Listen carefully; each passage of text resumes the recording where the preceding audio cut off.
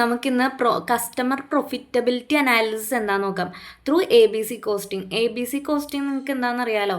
Over head cost determine ചെയ്യുക, അത് ഓരോ പ്രൊഡക്റ്റിലേക്കും അലോക്കേറ്റ് ചെയ്യുക. എന്തിനാണ് ഓരോ പ്രൊഡക്റ്റും സർവീസ് ഉണ്ടാക്കാനായിട്ട് ഇൻഡയറക്റ്റ്ലി ഉണ്ടാകുന്ന കോസ്റ്റുകൾ എന്തോരം ഇൻഫ്ലുവൻസ് ചെയ്യുന്നു എന്നുള്ളത്. അപ്പോൾ ABC കോസ്റ്റിംഗ് വഴി നമുക്ക് ആക്യുറേറ്റ് കോസ്റ്റാണ് കിട്ടുന്നത്. ഓക്കെ, അപ്പം ABC കോസ്റ്റിംഗ് പ്രൊഡക്റ്റിൻ്റെ കോസ്റ്റുകൾ മാത്രമല്ല, കസ്റ്റമറിന് സെർവ് ചെയ്യാനായിട്ട് നമുക്ക് എന്തോരം കോസ്റ്റ് വരുന്നു, കസ്റ്റമറിനെ സെർവ് ചെയ്യാൻ എന്തോരം കോസ്റ്റ് വരുന്നു, അത് അനലൈസ് ചെയ്യാനും ABC കോസ്റ്റിംഗ് ഹെൽപ്ഫുള്ളാണ്. സർവീസിങ് കസ്റ്റമർ കോസ്റ്റ് അത് okay. Application in computing product cost മാത്രമല്ല ABC, also helpful in determining the cost of servicing customers. അപ്പം ABC in helping in the determination of servicing customers എന്തിൻ്റെ ബേസിലാണ്? Evaluating the profitability of specified customer. ഒരു specific അല്ലെങ്കിൽ group of കസ്റ്റമറിൻ്റെ അല്ലെങ്കിൽ ഒരു customer അല്ലെങ്കിൽ ഗ്രൂപ്പ് ഓഫ് കസ്റ്റമറിൻ്റെ പ്രൊഫിറ്റബിലിറ്റി ഇവാലുവേറ്റ് ചെയ്തുകൊണ്ട് ഓക്കെ. അപ്പോൾ CPA എന്താണെന്ന് ചോദിക്കുമ്പോൾ അതിന് ഇങ്ങനെ പറയാം, CPA customer profitability analysis. Customer profitability analysis ആദ്യം എന്താ ചെയ്യണേ? ഐഡൻറ്റിഫൈ ചെയ്യണം? Customer service activities. ഏതൊക്കെ ആക്ടിവിറ്റീസിലാണ് കസ്റ്റമറിനെ സർവീസ് ചെയ്യേണ്ടതെന്ന് ആദ്യം നോക്കുക. അതിൻ്റെ കോസ്റ്റ് ഡ്രൈവേഴ്സ് എന്താണെന്ന് നോക്കുക. പിന്നെ determine the profitability of each customer. ഓരോ കസ്റ്റമറിൻ്റെയും പ്രൊഫിറ്റബിലിറ്റി എത്രയാണെന്ന് ഡിറ്റർമൈൻ ചെയ്യുക. ഓക്കെ, അപ്പോൾ കസ്റ്റമർ സർവീസ് ആക്ടിവിറ്റീസ് എന്തൊക്കെയാണെന്ന് നോക്കാം. ആദ്യം തന്നെ നമ്മൾ ഐഡൻറ്റിഫൈ ചെയ്യുന്ന കസ്റ്റമർ സർവീസ് ആക്ടിവിറ്റീസ് ആണല്ലോ. അപ്പോൾ എന്തൊക്കെയാണ് കസ്റ്റമർ സർവീസിങ് ആക്ടിവിറ്റീസ് നോക്കുക. ഓൾ ആക്ടിവിറ്റീസ്, കസ്റ്റമറിനെ സാറ്റിസ്ഫൈ ചെയ്യുന്ന എല്ലാ ആക്ടിവിറ്റീസും, പിന്നെ ഒരു സെയിൽ നടത്താൻ ആവശ്യമുള്ള എല്ലാ ആക്ടിവിറ്റീസും. അപ്പോൾ എന്തൊക്കെയായിരിക്കും?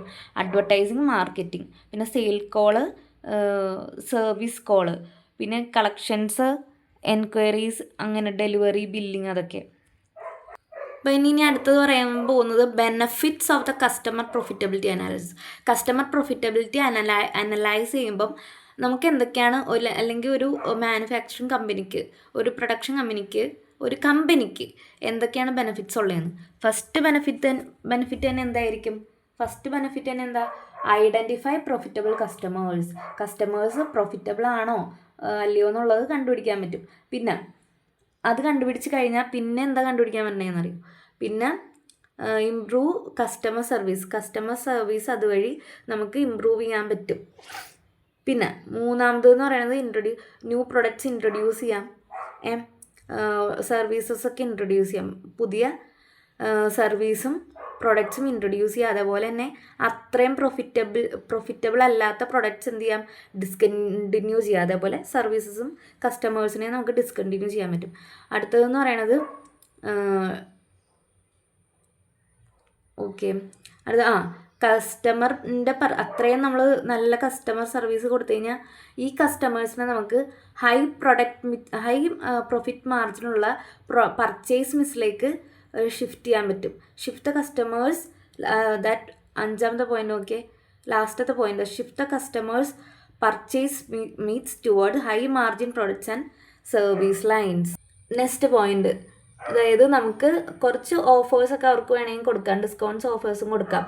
ടു ഗെയിൻ മോർ വോളിയം, കൂടുതലായിട്ട് അവർ പർച്ചേസ് ചെയ്യുമല്ലോ, അതിന് വേണ്ടിയിട്ട്. വിത്ത് ലോ കോസ്റ്റ്, നമുക്ക് അധികം ചിലവ് വരാത്ത രീതിയിൽ കസ്റ്റമേഴ്സിനെ സെർവ് ചെയ്യാൻ വേണ്ടിയിട്ടാണിത്. പിന്നെ സെലക്ട് കസ്റ്റമർ മിക്സ്, ഏതൊക്കെ ടൈപ്പ് കസ്റ്റമേഴ്സിനെ നമ്മൾ ആർക്കൊക്കെ മാർക്കറ്റ് ചെയ്യണം എന്നുള്ളത്.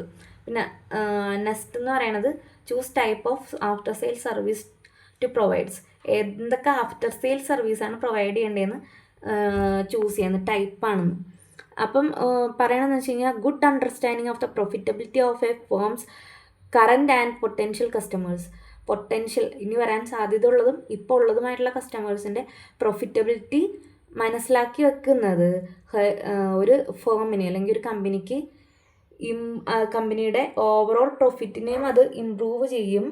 അതേപോലെ തന്നെ ബിക്കം മോർ കോമ്പറ്റീറ്റീവ് ആവും. ആ ഒരു മാർക്കറ്റിൽ ഭയങ്കര കോമ്പറ്റീറ്റീവ് ആവും. പക്ഷെ ഇതൊക്കെ സ്റ്റാർട്ട് ചെയ്യുന്നത് എവിടെ വെച്ചിട്ടാണ്? Analysis of the cost to serve the കസ്റ്റമറിനെ സെർവ് ചെയ്യാനുള്ള ഒരു ഒരു അനലൈസ് ചെയ്ത് തുടങ്ങുമ്പോഴാണ് ഇതൊക്കെ സ്റ്റാർട്ട് ചെയ്യുന്നത്. ഓക്കെ, അപ്പം എന്തൊക്കെയാണ് ഈ കസ്റ്റമറിനെ സർവീസ് ചെയ്യാനുള്ള കോസ്റ്റ് എന്തൊക്കെയാണെന്ന് നോക്കാം. കസ്റ്റമറിന് വരുന്ന കോസ്റ്റ് എന്തൊക്കെയാണെന്ന് നോക്കാം. അതെന്തൊക്കെയായിരിക്കും? ഓർഡർ പ്രോസസ്സിങ് ചെയ്യുമ്പോൾ, പിന്നെ collection, billing, payment processing cost, account receivable, carrying cost, customer service cost, written or allowance processing cost, restocking cost, selling and marketing cost. ഇതൊക്കെയാണ്. അത് ജസ്റ്റ് ഒന്ന് നോക്കിയ ശേഷം മതി. അടുത്ത വന്നതെന്താണെന്ന് വെച്ച് കഴിഞ്ഞാൽ ഏതൊക്കെ സർവീസ് ഓർഗനൈസേഷൻസ് ആണ് customer profitability CPA analysis use ചെയ്യണമെന്ന്. ഒന്ന് പറയുന്നത് നമ്മളുടെ ബാങ്കിങ്, ഫിനാൻഷ്യൽ ഇൻസ്റ്റിറ്റ്യൂഷൻസ്, ഇൻഷുറൻസ് കമ്പനീസും ബാങ്ക്സും, പിന്നെ hospitality service, hotel, travel agencies, tour operators ഒക്കെ കസ്റ്റമർ പ്രോഫിറ്റബിലിറ്റി അനാലിസിസ് യൂസ് ചെയ്യുന്നുണ്ട്.